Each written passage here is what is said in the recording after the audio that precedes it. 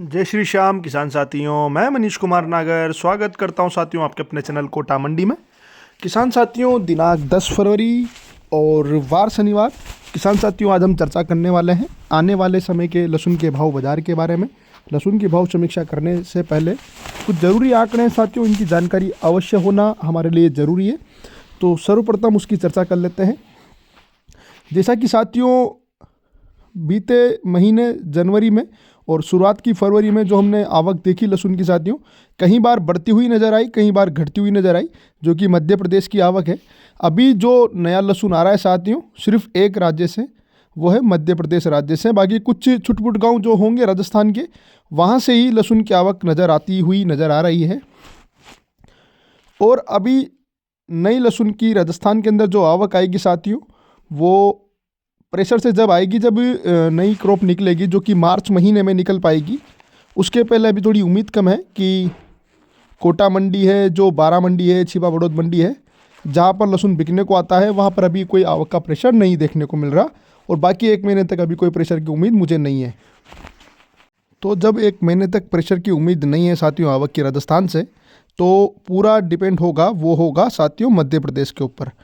और मध्य प्रदेश की जो अगेती फसल की बुआई साथियों, जैसे कि अगस्त सितंबर की, वो अभी बिकने को आ रही है। जिन्होंने एक ही फसल जो लगाते हैं साथियों, जो सोयाबीन की बुआई नहीं करते अपने खेत में, सिर्फ वो एक ही फसल लगाते हैं जो कि लहसुन, उसी को लेकर अभी वो आ रहे हैं।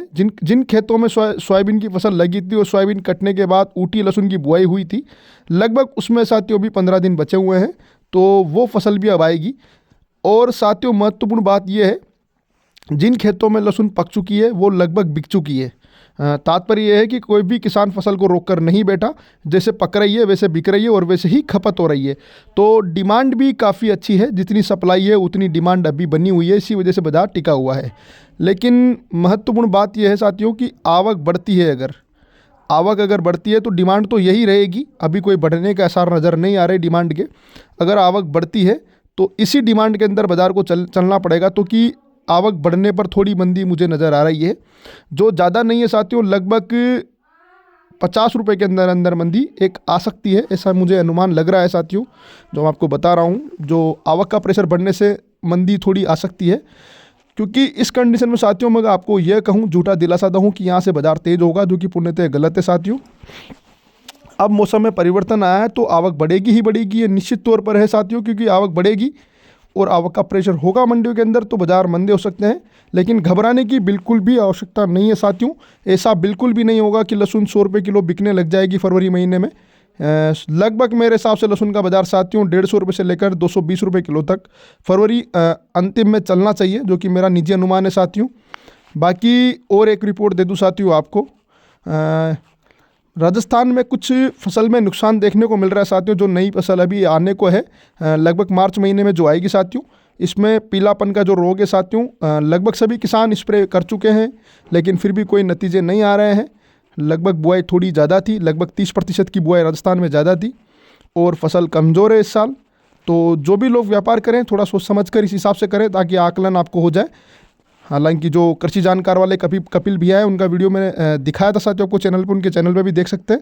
उन्होंने कुछ रोकथाम बताई है, तो उसका रोकथाम आप अवश्य करें और स्प्रे करें जल्द से जल्द साथियों। अगर आपके खेत में रोग नहीं आया तो भी आपको स्प्रे करना ज़रूरी है, क्योंकि जब मौसम परिवर्तन होता है साथियों, तो अपनी फसल वो झेल नहीं पाती, उस वजह से उसमें कुछ रोग की संभावना हो जाती है। और अधिकतर जिन खेतों में रोग आया साथियों, उनका ऐसा मानना है कि जैसे ही पानी पिलाया, शुरू के 1-2 दिन ठीक दिखी फसल, लेकिन उसके बाद ही उसने बैठना प्रारंभ कर दिया।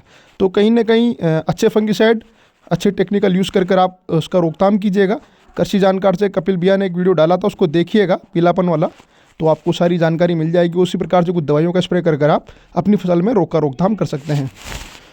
बाकी जो मैंने आकलन किया साथियों फरवरी महीने का, जो मुझे ऐसा लगता है, लेकिन इस साल एक खुशी की बात यह है साथियों कि निर्यात बहुत अच्छे लेवल पर रहेगा, जो काफ़ी ज़्यादा अच्छा रहेगा, ऐसा मेरा अनुमान है। क्योंकि चाइना की जो फसल है साथियों, चाइना का जो लहसुन है, उसको हर जगह से बाइकआउट मिल रहा है।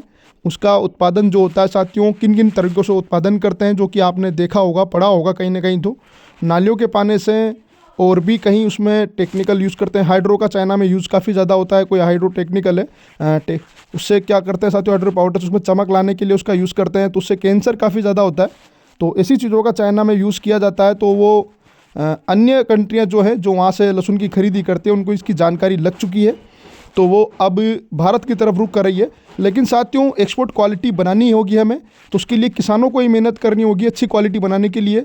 लहसुन का निरंतर ध्यान रखें ताकि एक्सपोर्ट में हमारा माल अधिक से अधिक जा पाए।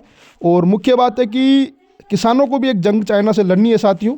जो चाइना निर्यात कर रहा है अन्य देशों में, वो हमें करना है, ऐतिहासिक निर्यात हमें करना होगा। उसके लिए हमारी लहसुन अच्छी करनी होगी, और जब अच्छी लहसुन बनेगी तो अन्य कंट्री भी हमारी तरफ निर्भर होंगे। तो मुझे उम्मीद है इस साल हम पिछले साल से भी ज़्यादा निर्यात अन्य देशों में करेंगे लहसुन का। बाकी सभी किसान अच्छी तरह से फसल में जुड़े रहें। ये साल बहुत सुनहरा साल है, लहसुन बिल्कुल चलेगी साथियों 100 रुपये के ऊपर। किसी को कोई घबराने की ज़रूरत नहीं है, कोई ऐसा डर रहा हो कि 100 रुपये से कम बिकेगी साथियों, तो मुझे नहीं लगता। अगर अच्छी क्वालिटी निकलेगी, अच्छे निर्यात के मार्ग खुलेंगे, तो ज़रूर लहसुन 100 रुपये किलो बिकेगी। बाकी धन्यवाद साथियों, आपका प्यार ऐसे ही बना रहे। जय श्री श्याम।